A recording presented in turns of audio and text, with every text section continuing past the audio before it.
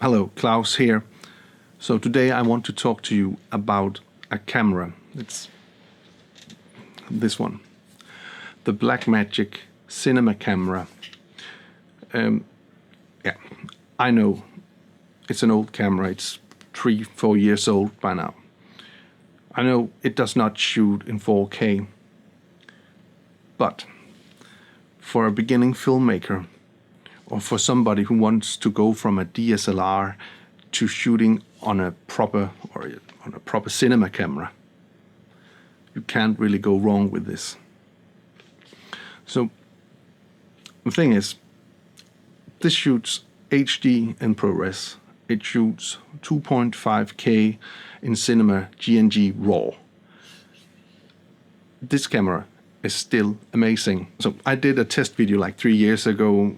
I did a bunch of different shots, and I thought it was a shame that I didn't speak more about this. I'll do kind of a review of this camera, tell you about some of the great things about it and some of the flaws it has, because of course all cameras do have flaws, and this is no exception. So I thought we would go through the menu and see what kind of camera this is and if it's a camera we do.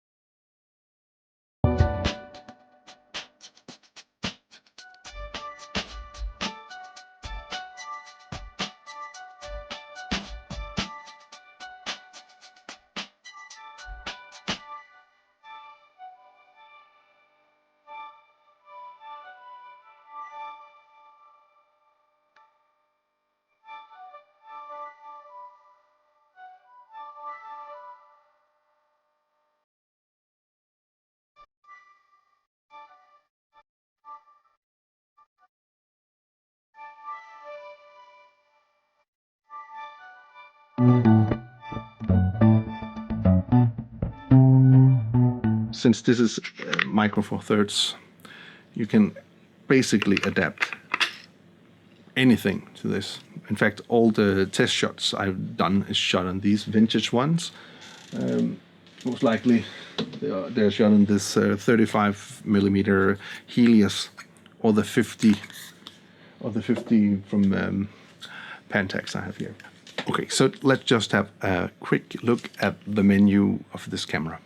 So the menu is pretty simple. You have your data here, where you can write in your metadata, and it's not that interesting. Then you have all your settings, and all the settings. You have your camera settings. So here you can change dates and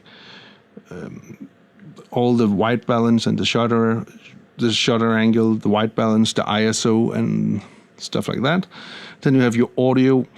I don't use this at all, but you can put in stuff. And then you have your record formats. It means here you have your recording formats, and you can change to these different settings we have right here.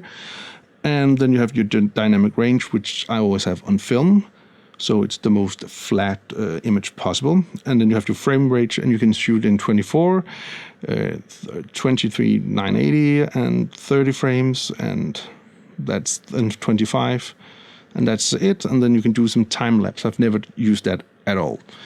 And then of course you have your display, which is the dynamic range. This is what is displayed here. So you can see, if you use the video mode, you will see more colors. Then you have your brightness, zebras, frame guides, and options, and overlays, and SDI, and all this stuff. So, and then let's go back, and then you have the focus peaking here. You can turn that on or off, and then you have all your meters you can turn on and off here, and then also the frame guides on and off here. And then of course you can format your card right over here. So it's a very simple menu, and well, there's nothing much more to say about it. It's easy. So one of the flaws this camera has is that it makes a dark spot if you, for instance, are filming the sun. At the beginning it was annoying, and you had to do a lot of post work to remove the black dot in your image. And sometimes you just had to avoid filming into bright light. Time has passed. This problem is still in the camera, but is now so easy to remove in DaVinci Resolve. So as you see, that is no problem anymore. Now the issue of this camera is the battery life.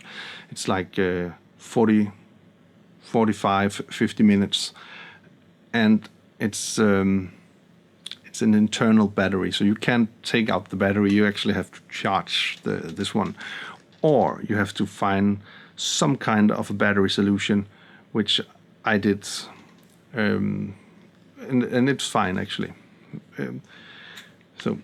So with this battery solution, I can make this camera work for around 2 hours, and then I'll just swap the battery and keep on going. Of course, you also have to find a solution for the audio, because as you see, the audio input, it's 1/4 inch. It's not XLR inputs, and it's not a very good input at all. But then again, proper recording of film is audio and video separate, so that's what I do. And for me, it's not a big deal to sync up audio and post. One of the issues that most people are talking about is that this is not a low light camera. This is a camera that requires light. So I think still it's about lighting your scene, I believe.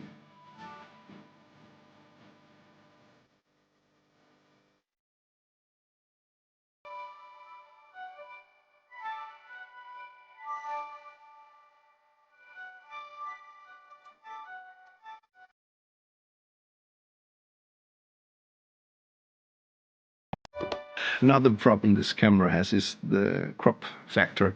It just means that this is a very small sensor, and it's not like a 16 millimeter sensor, and it's not 35. It's somewhere in between that. It means that if you put a lens on, it will crop that lens with the 2.8. There's the Metabone speed adapter. It's an expensive solution. There's a cheap alternative to that, which is this one. This is called the Power Boost, the Super Booster, I think. And it's the exact same thing as a speed boost, and it will then make it look more like not like full frame, but more like 35 millimeters, which is pretty awesome. So I hope you found this video useful. So if you did, please subscribe or leave a comment. If you have some questions about this camera that I did not answer, you are thinking about something, please write in the comments below and I will write you right back. So, well, until next time.